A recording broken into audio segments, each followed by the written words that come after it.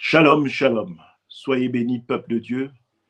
Je suis très heureux de vous retrouver encore ce vendredi, comme vendredi dernier, pour la deuxième saison de La Conquête, votre émission biblique de révélation, celle qui vous permet d'être éclairé au travers de la parole de Dieu. Alors, nous allons reprendre là où nous étions arrêtés, et je me présente d'ores et déjà, parce qu'il est nécessaire de le faire. Je suis le pasteur Alain Joël Rembetambia. Je ne suis pas en reste parce que je partage l'œuvre que le Seigneur nous a donnée avec mon épouse, le pasteur Elsa Rembetambia, et cela pour la mission évangélique des éclaireurs pour Christ. Nous rendons gloire quotidiennement à l'Éternel pour les bienfaits qu'il met devant nous au travers et l'honneur qu'il nous fait de pouvoir le servir. Je n'en dis pas plus. Et je tiens d'ores et déjà à vous demander de partager, à taguer un bien-aimé, une bien-aimée, à inviter le plus grand nombre à éprouver et à écouter la parole qui va être partagée aujourd'hui. Alors, je n'oublie pas de te dire qu'il faut te munir de ta parole, qui est la Bible, une épée, n'est-ce pas? Et surtout d'être un béréen et avoir ce même caractère. Je ne te dis pas au revoir, mais je te dis à tout de suite. N'oublie pas ton bloc-notes. Générique.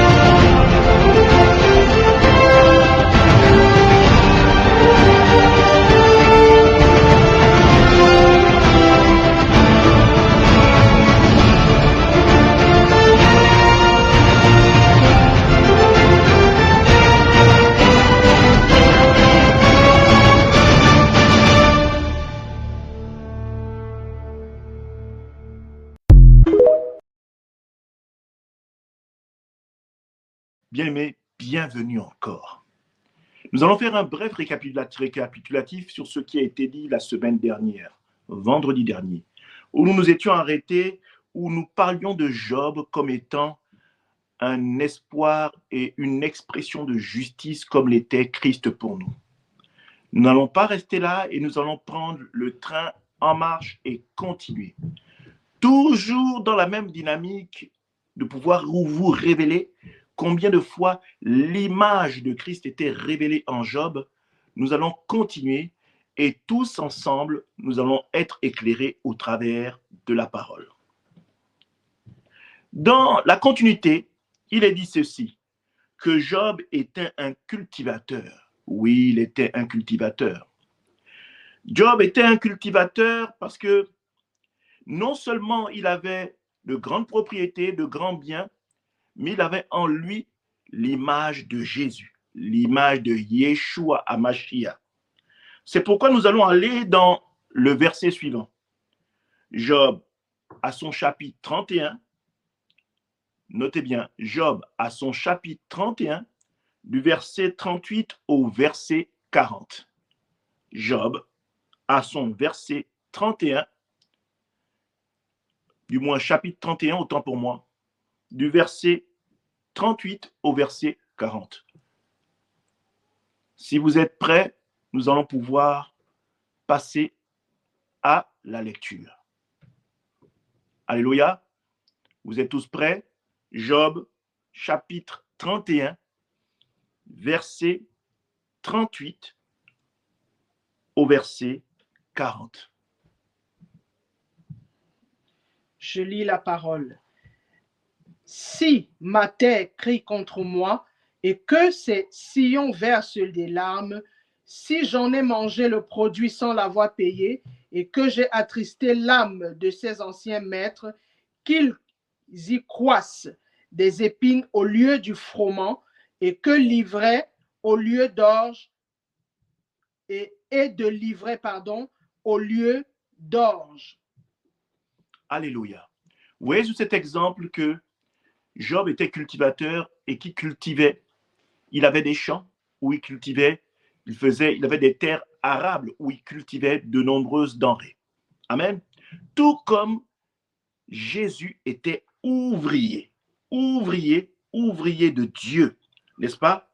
Jésus était ouvrier de Dieu parce qu'il fut l'ouvrier du champ de l'Église.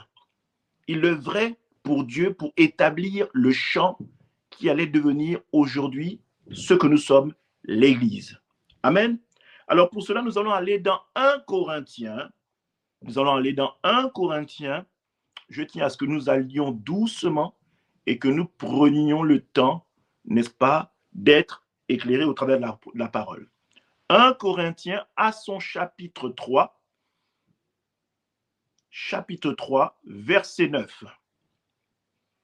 1 Corinthiens, chapitre 3, à son verset 9. La parole déclare 1 Corinthiens, dans 1 Corinthiens, chapitre 3, verset 9. Car nous sommes ouvriers avec Dieu. Vous êtes le champ de Dieu, l'édifice de Dieu. Amen. Amen. Voyez-vous, tout comme Job, Christ aussi était un ouvrier, un cultivateur, un ouvrier qui, Job, travaillait pour son propre cas, mais derrière le fait qu'il travaillait pour ses propres cultures, n'en demeure pas moins que tout cela était l'œuvre de Dieu. Alors nous voyons que Jésus-Christ également avait cette capacité, cette charge d'être un ouvrier de l'Éternel pour que puisse éclore derrière l'œuvre que lui avait commandée l'Éternel, l'Église. Amen. Nous allons continuer. On dit qu'il était l'œil de l'aveugle. Amen. On dit qu'il était également l'œil de l'aveugle. Nous allons aller dans Job à son chapitre 29, à son verset 15. Nous voyons également dans cela que avec Jésus, il a donné des yeux aux aveugles, notamment à Bartimée, que vous connaissez tous, qu'on a vu dans Marc chapitre 10, verset 46 à verset 53. N'est-ce pas? Vous voyez que Job, tout comme Jésus, n'est-ce pas, avait cette charge. Il dit qu'il était l'œil de l'aveugle.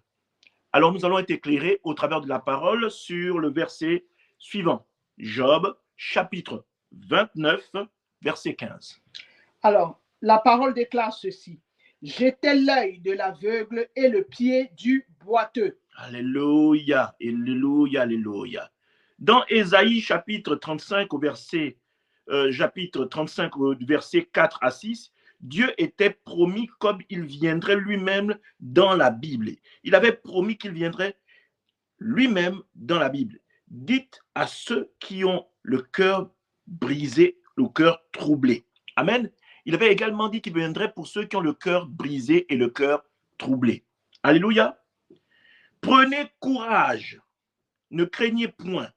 Voici votre Dieu, la vengeance viendra, la rétribution de Dieu, il viendra lui-même et vous sauvera.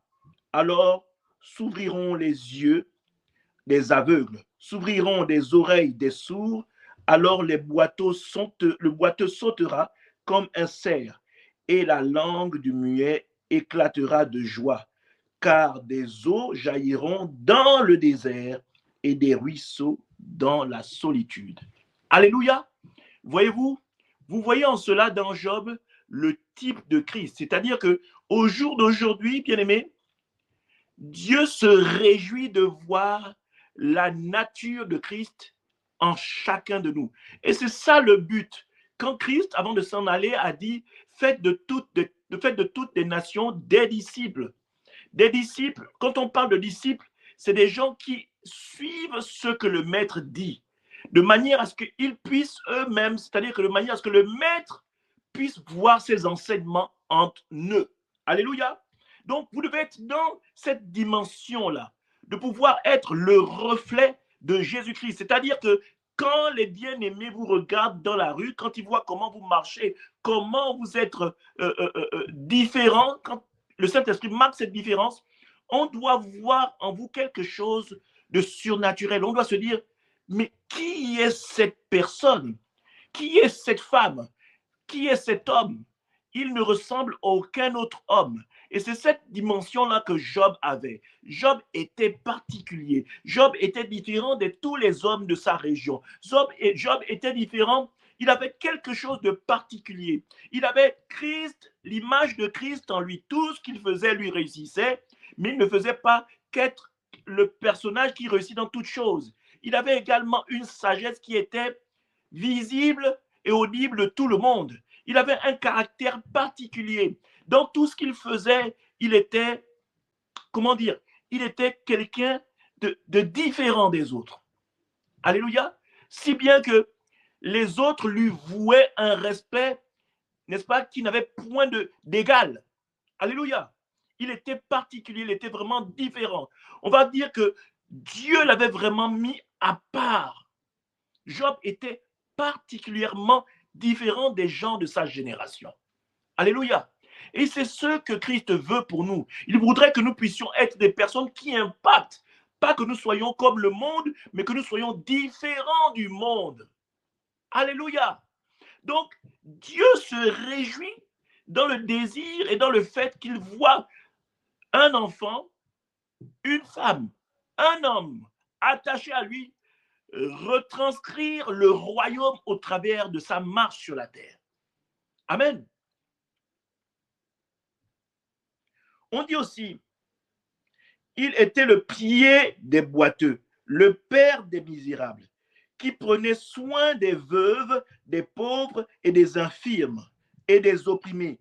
C'est toujours dans Job, chapitre 29, à son verset 15, comme on a lu tout à l'heure. C'est toujours ce même verset. Vous voyez, il était particulier. Job, dans sa richesse, avait de la compassion, tout comme Christ avait de la compassion pour les hommes qui gravitaient autour de lui. Tous ceux qui vivotaient autour de lui, Jésus avait une gravité parce que il était touché vraiment, il était sensible aux détresses des autres.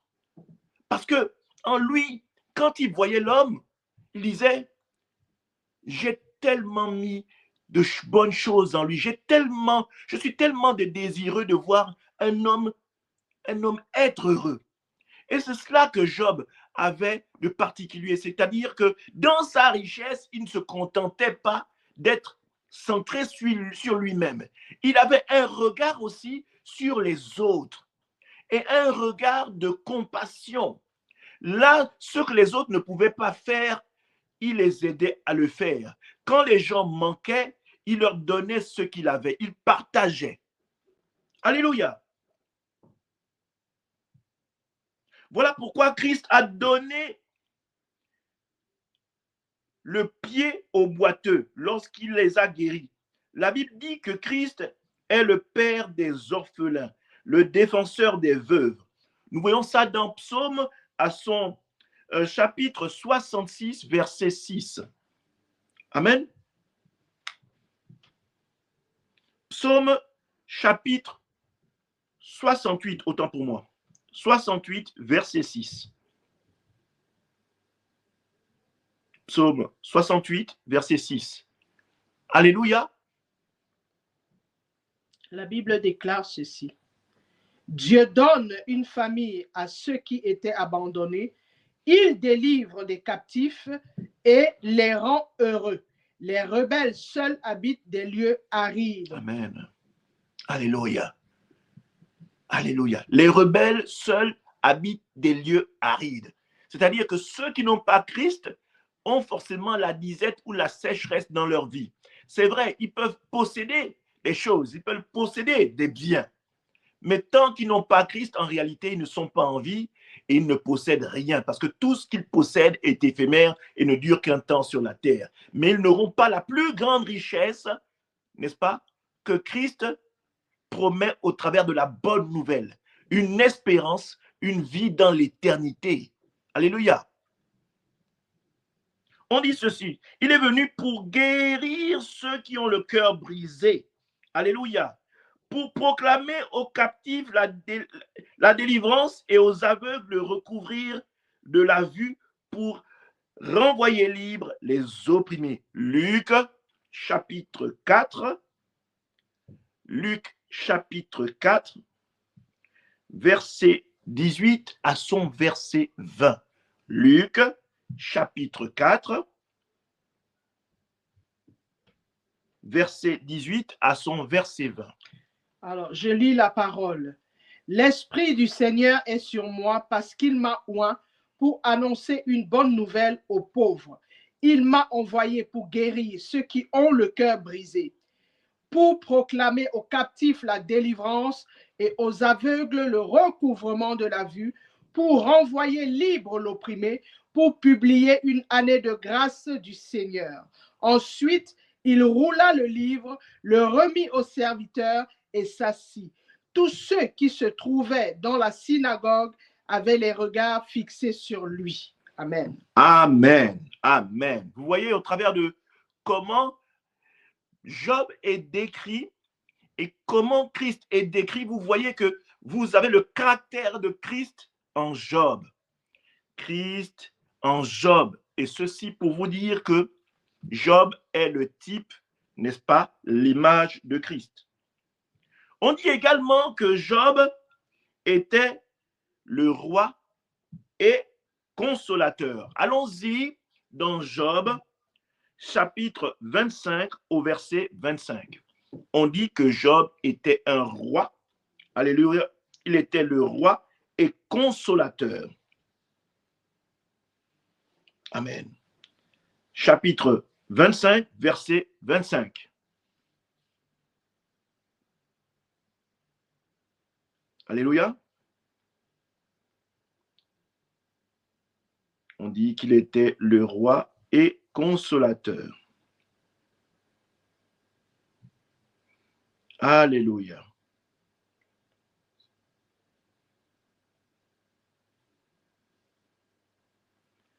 Alléluia. Vous pouvez chercher chez vous. Vous pouvez également chercher chez vous. Job, chapitre 25, verset 25. Amen.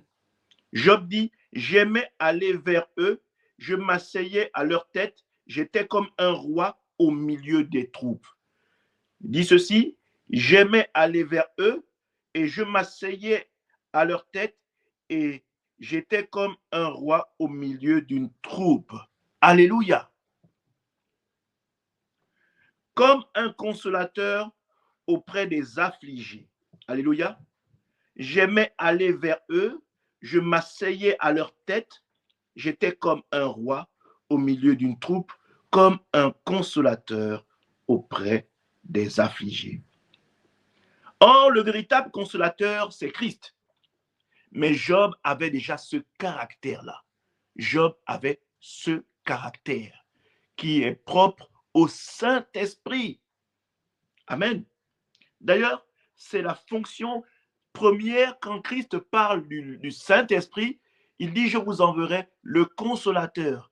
Comme pour dire, mon manque sera remplacé, mon image sera remplacée par un esprit qui sera en vous. Ainsi, moi avec vous, moi en dedans de vous, certes, vous ne me verrez point, mais vous saurez que je suis avec vous.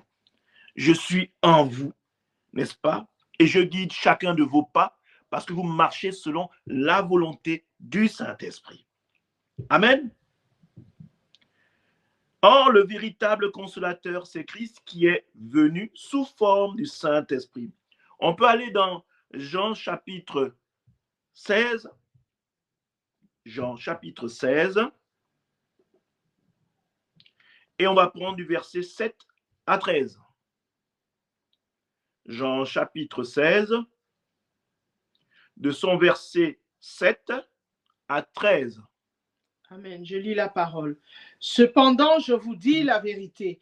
Il vous est avantageux que je m'en aille, car si je ne m'en vais pas, le consolateur ne viendra pas vers vous. Mais si je m'en vais, je vous l'enverrai.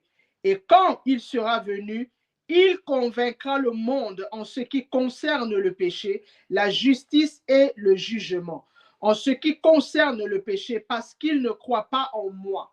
La justice, parce que je vais au Père et que vous ne me verrez plus. Le jugement, parce que le prince de ce monde est jugé. J'ai encore beaucoup de choses à vous dire, mais vous ne pouvez pas les porter maintenant. Quand le consolateur sera venu, l'Esprit de vérité, il vous Alléluia. conduira dans toute Amen. la vérité, car il ne parlera pas de lui-même, mais il dira tout ce qu'il aura entendu et il vous annoncera les choses à venir. Amen. Il me glorifiera parce qu'il prendra de ce qui est à moi et vous l'annoncera. Amen. Amen. Alléluia. Par la suite, on dit également que quand Job prenait la parole, personne ne parlait derrière lui. Sa parole était véritable et sa parole était vérité. N'est-ce pas? Quand Job prenait la parole, sa parole était bienfaisante. Amen. Allons-y dans Job au chapitre 29, à son verset 22. Job, chapitre 29, à son verset 22. Amen. Prenez vraiment le soin de noter. Prenez le soin de noter. C'est un grand plaisir. Prenez plaisir, je voudrais dire, dans tout ce que vous faites, à vous identifier en Jésus. C'est la meilleure image qui soit, le meilleur exemple qui soit, et une, comment on va dire, une imitation qui ne vous perdra jamais. Soyez-en sûrs. C'est une imitation, c'est vraiment, quand vous êtes un disciple de Christ, vous ne pouvez pas le suivre à la lettre, le suivre à la trace et vous perdre. C'est impossible. C'est impossible. Je déclare que tous ceux qui t'ont dit, toute parole qui a été mise dans ton esprit, te disant que marcher avec Christ, c'est se perdre, elle est brisée dans le nom puissant de Jésus-Christ. Que tes oreilles se ferment et se détachent de telles paroles qui dénigrent vraiment le Seigneur. Amen. Job, chapitre 29, verset 22. Après mes discours, nul ne répliquait, et ma parole était pour tous une bienfaisante rosée. Ils comptaient sur moi comme sur la pluie. Amen. Ils ouvraient la bouche comme pour une pluie du printemps. Je leur souriais quand ils perdaient courage, et l'on ne pouvait chasser la sérénité de mon front. Amen. Christ aussi a dit que le Saint-Esprit sera le seul à vous convaincre. Amen. Et la parole de Christ est une rosée. Amen. La parole de Christ est une rosée. Cherchons tout d'abord Jean chapitre 8, verset 46. N'est-ce pas? Pour le fait que le Saint-Esprit vous convaincra du péché. Jean chapitre 8, verset 46.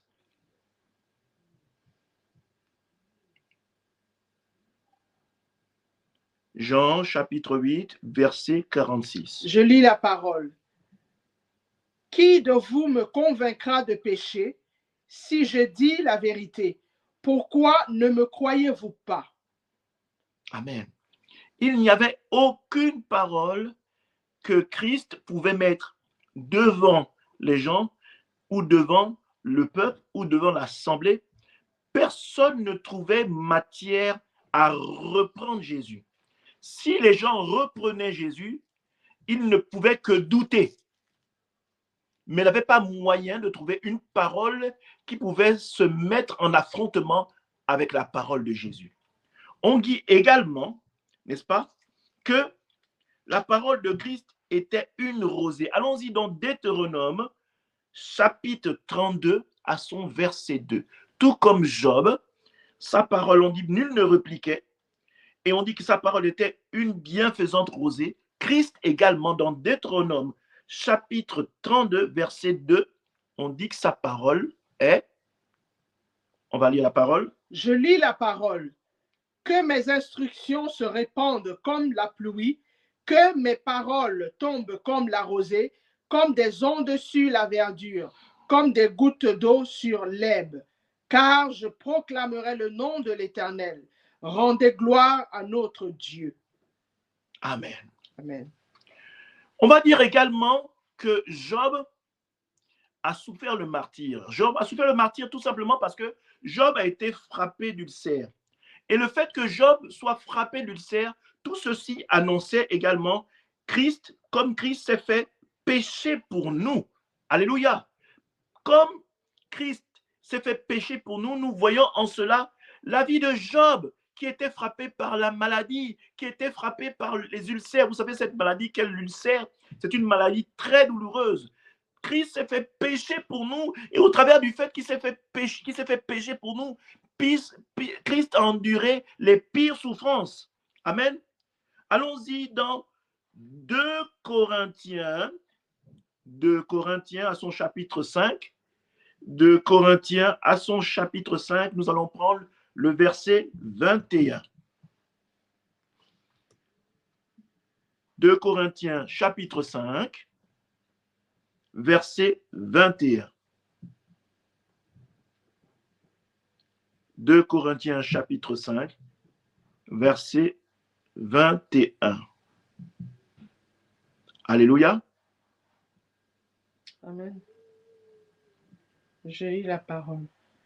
Celui qui n'a point connu le péché, il l'a fait devenir péché pour nous, afin que nous devenions en lui justice de Dieu. Alléluia. La plaie illustre le péché. Voilà pourquoi dans Ésaïe, on va lire dans Ésaïe.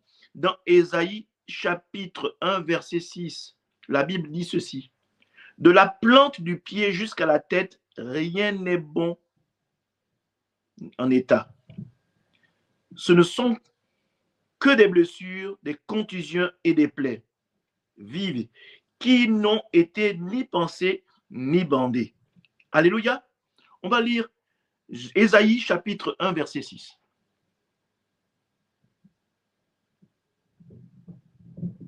Ésaïe chapitre 1, verset 6. Je lis la parole. De la plante du pied jusqu'à la tête, rien n'est en bon état. Ce ne sont que blessures, contusions et plaies vives, qui n'ont été ni pensées, ni bandées, ni adoucies par l'huile. Alléluia. Depuis la tête, on va mettre en parenthèse Adam, jusqu'à la plante des pieds de l'humanité, Job, frappé des ulcères, c'est l'image de Christ qui s'est fait péché, plaie, malédiction pour nous. On va prendre le livre de Galates. On va prendre le livre de Galates à son chapitre 3. On va prendre le livre de Galates à son chapitre 3. À son chapitre 3, verset 13.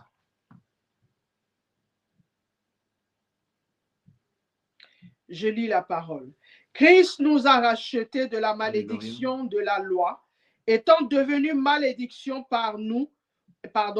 pour nous, car il est écrit, maudit est quiconque qui est pendu au bois. Amen. Alléluia.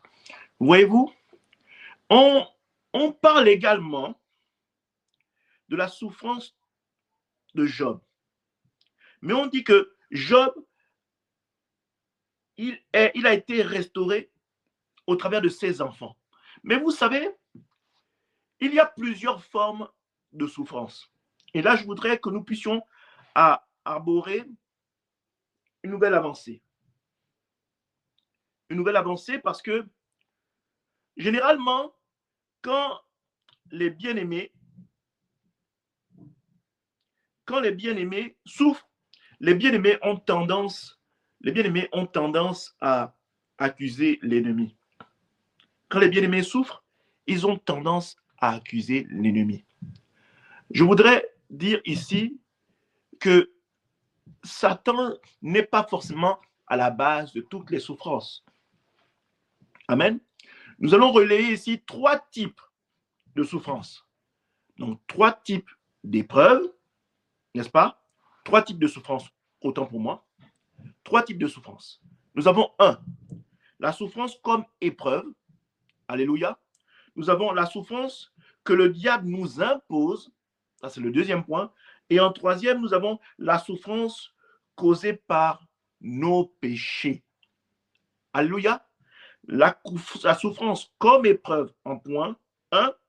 En point 2, la souffrance que nous impose le diable. Et en point 3, la souffrance causée par nos épreuves. Amen. On va prendre 1 Pierre pour la souffrance comme épreuve. On va prendre 1 Pierre, chapitre 1, versets 6 à 7. 1 Pierre, chapitre 1, versets 6 à 7. Je lis la parole. C'est là ce qui fait votre joie. Quiconque, quoique maintenant, puisqu'il le faut, vous soyez attristés pour un peu de temps par diverses épreuves, afin que l'épreuve de votre foi, plus précieuse que l'or périssable, qui cependant est éprouvé par le feu, ait pour résultat la louange, la gloire et l'honneur lorsque Jésus-Christ apparaîtra. Amen. Voyez-vous, ce verset met en lumière l'épreuve, la souffrance comme épreuve.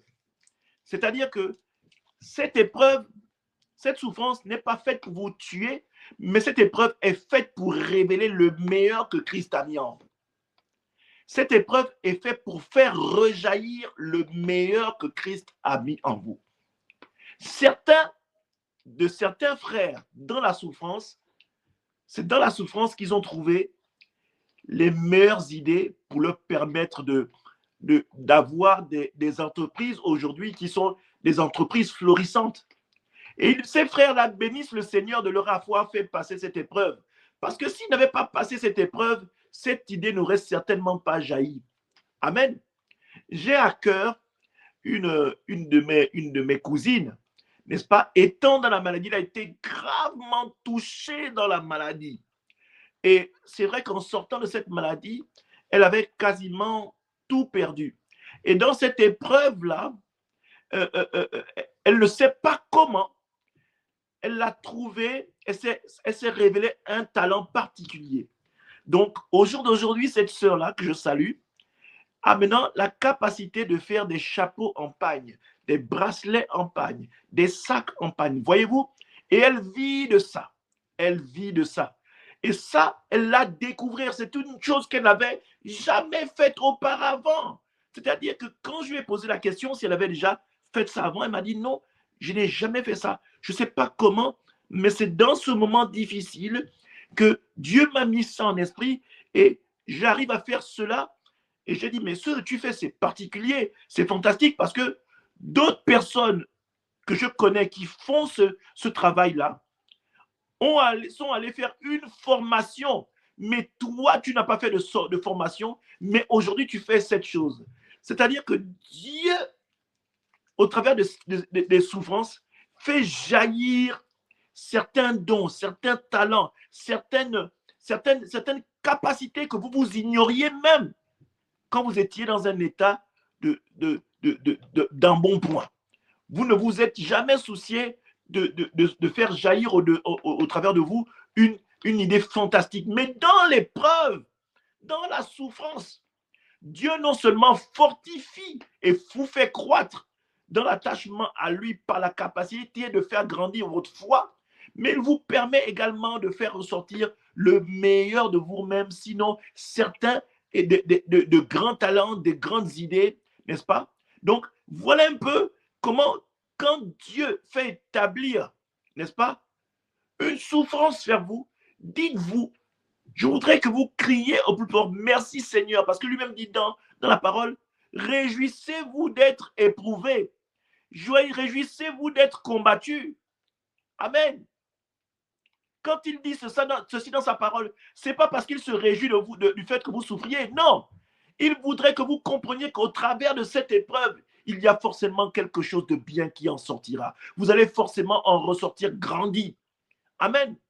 Quand l'Éternel vous fait passer par des souffrances, il y a forcément quelque chose que vous allez en ressortir. Il y a forcément quelque chose de grand qui va jaillir. Il y a forcément quelque chose qui va vous permettre de croître dans la présence du Seigneur. Amen. Nous avons également la souffrance que le diable, n'est-ce pas, nous impose. Amen. Nous allons aller dans 1 Pierre à son chapitre 5. Prenez vos Bibles, 1 Pierre à son chapitre 5, versets 8 à 9. 1 Pierre à son chapitre 5, versets 8 à 9. Alléluia. Je lis la parole. Soyez sobres, veillez. Votre adversaire, le diable, rôde comme un lion rugissant, cherchant qui il va dévorer. Amen. Résistez-lui Oh. avec une foi ferme, Alléluia. sachant que les mêmes souffrances sont imposées à vos frères dans le monde. Alléluia. Alléluia. Voyez-vous, vous n'êtes pas seul. On dit que l'ennemi rôde comme un lion rugissant, cherchant qui va dévorer. C'est-à-dire que vous devez être, comme dit Sophonie, autant pour moi, vous devez être, comment dire, comme une sentinelle. Vous devez être comme une sentinelle. Veillez constamment à ce qu'il n'y ait pas une fissure ou laisser le libre champ à l'ennemi. Amen. Il y a, comment dire, il cherche le moyen de vous perdre. Mais vous, quand vous écoutez cette parole vous dit, vous devez veiller, mais vous devez également résister. Résister. Résister. Résister au nom de Jésus. Vous devez écrire ce mot-là. Résister. Je dois résister au nom de Yeshua. Je dois résister au nom de Jésus. Je prends cette parole et je me l'approprie. Je résiste au nom puissant de Jésus. Amen. Nous allons aller dans Jacques chapitre 4 pour compléter ce deuxième point. Jacques à son chapitre 4 au verset 7. Jacques chapitre 4 verset 7. Amen. Je lis la parole. Soumettez-vous donc à Dieu, résistez au diable et il fuira loin de vous. Amen. Amen. Donc, vous comprenez que le fait de résister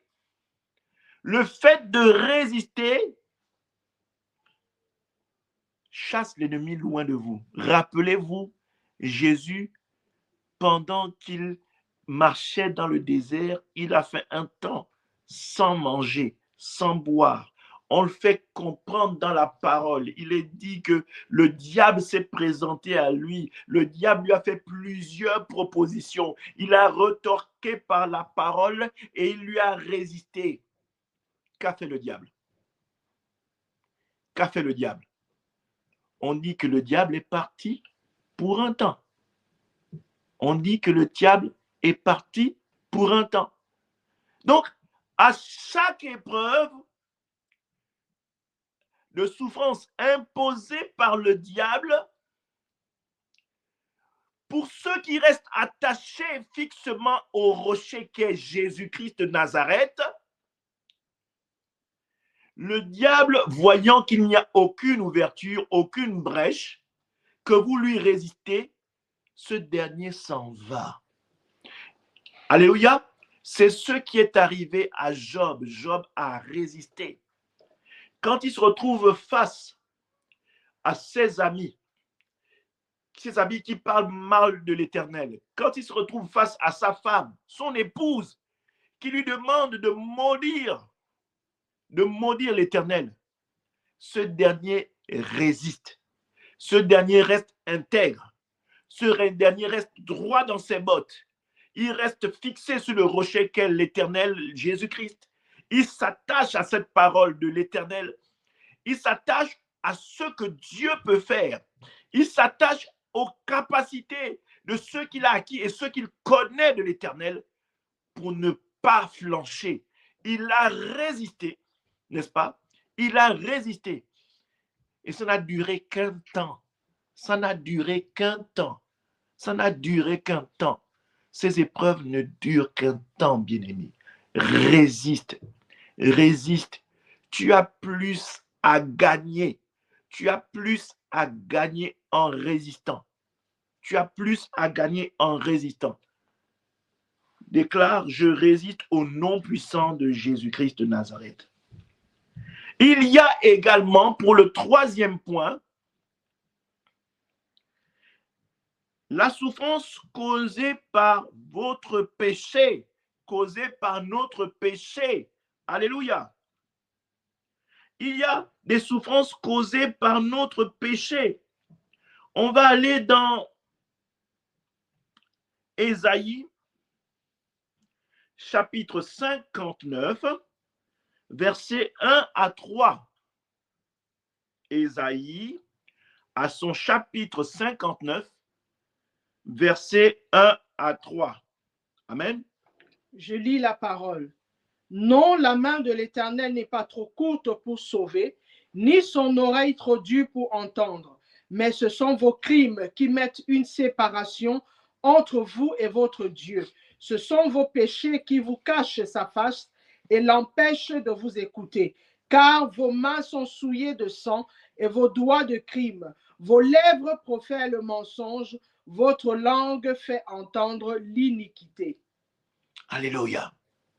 Bien-aimés, vous ne pouvez pas dire que vous êtes en Christ. Vous ne pouvez pas dire que vous êtes attaché en Christ, que vous avez le Saint-Esprit en vous et que vous vous laissez guider et tremper dans des mauvaises compagnies, dans l'ignominie, dans le péché, et demander à Christ, quand les moments deviennent difficiles, que ce dernier vous écoute et qu'il vous entende. Ce n'est pas possible, bien-aimé. Ce n'est pas possible. Même si aujourd'hui, vous avez donné votre vie au Seigneur, c'est vrai, vous êtes justifié.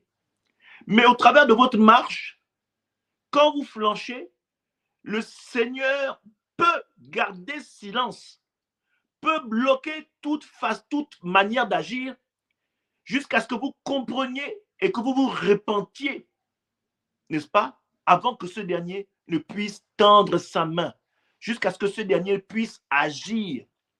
C'est pourquoi, bien-aimé, j'aime bien cette parole qui dit le renouvellement de l'intelligence. C'est-à-dire que quand on reste dans l'humilité et qu'on demande réellement au Seigneur qu'est-ce qui ne va pas, le Seigneur peut vous répondre.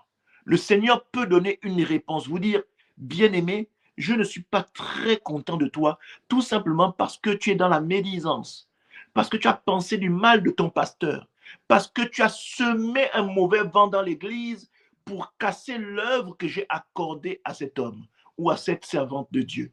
Amen.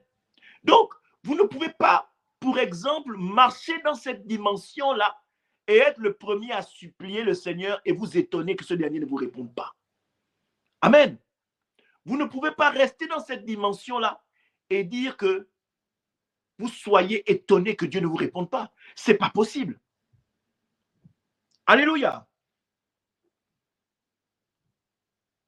Il y a également dans la marche de Job, le fait que nous constations que Job est aussi l'image d'Adam, qui a chuté, puis relevé par Dieu lui-même. Job représente ici l'humanité qui a chuté en Adam et qui avait perdu son héritage. Amen. Donc, nous allons ouvrir cette brèche Nous allons ouvrir cette brèche pour le prochain épisode. Je vous ai donné un peu, je vous ai mis un peu l'eau à la bouche, mais je vous ai laissé ceci pour le prochain épisode. Nous allons nous arrêter là. Nous nous excusons un peu parce que nous avons commencé un peu en retard. Nous avons eu des petits problèmes de connexion, mais nous allons nous arrêter là. Je vais également me permettre de m'adresser à vous concernant le moyen de soutenir l'œuvre que nous faisons. Le moyen de soutenir l'œuvre que nous faisons. N'est-ce pas? Nous allons vous demander de soutenir l'œuvre que nous faisons. Nous allons vous demander de soutenir l'œuvre que nous faisons parce que vous savez, concrètement, on a eu des difficultés tout à l'heure. C'est la connexion qui était un peu basse, donc on a dû être obligé de trouver le moyen d'avoir un autre routeur pour permettre qu'il y ait la connexion. Donc, vous pouvez trouver le lien pour nous soutenir et de manière libre. Sentez-vous libre. Si ces enseignements, ce que nous faisons, vous apportent lumière et de la joie dans votre cœur, vous pouvez nous soutenir pour nous permettre de mettre plus de moyens pour aller plus loin. Amen. Alors, ceci étant dit, je vais prier. Éternel, je te rends toute la gloire. Je bénis ta grandeur, ta sainteté. Seigneur, je te dis merci pour cette portion d'enseignement que tu as mis en mon cœur afin de le partager à ton peuple. Seigneur, je te dis, gloire te soit rendue, car je sais que tu vas permettre aux âmes présentes d'aller chercher encore à approfondir ce qui a été dit ici, à chercher en profondeur ce qui a été dévoilé ici. Ô toi, Yeshua, toi le Dieu vivant, nous te confions ce peuple, afin que, Père, au travers de l'enseignement qui a été distillé aujourd'hui, partagé aujourd'hui, que tu puisses faire en sorte qu'il soit gravé dans le cœur d'une âme et que cette âme trouve réponse aux diverses questions qu'elle se posait. Tu dis toi-même dans ta parole que c'est toi seul le Saint-Esprit qui convainc. Nous te laissons, Seigneur, au travers de ton Saint-Esprit, faire le meilleur des travaux. Toi, le plus grand et magnifique, plus grand berger. Je te rends toute la gloire. Nous remettons le peuple de Dieu entre tes mains afin que tu conduises leur week-end, leur soirée et surtout le prochain jour de sabbat où ils iront se recueillir dans ta présence. Nous te rendons toute la gloire, nous te magnifions et te célébrons, et cela dans le nom puissant de Yeshua HaMashiach. Amen. Bien-aimés, je suis le pasteur Alain Joël Remenabia pour la mission évangélique des éclaireurs pour Christ. Je vous souhaite une excellente soirée, un excellent samedi, et je vous donne rendez-vous pour ce dimanche où nous allons ouvrir un thème magnifique. Le mystère des 7 fêtes de l'Éternel. Le mystère des 7 fêtes de l'Éternel. Nous vous disons et nous vous souhaitons une excellente soirée sous la houlette de notre générique. Nous vous disons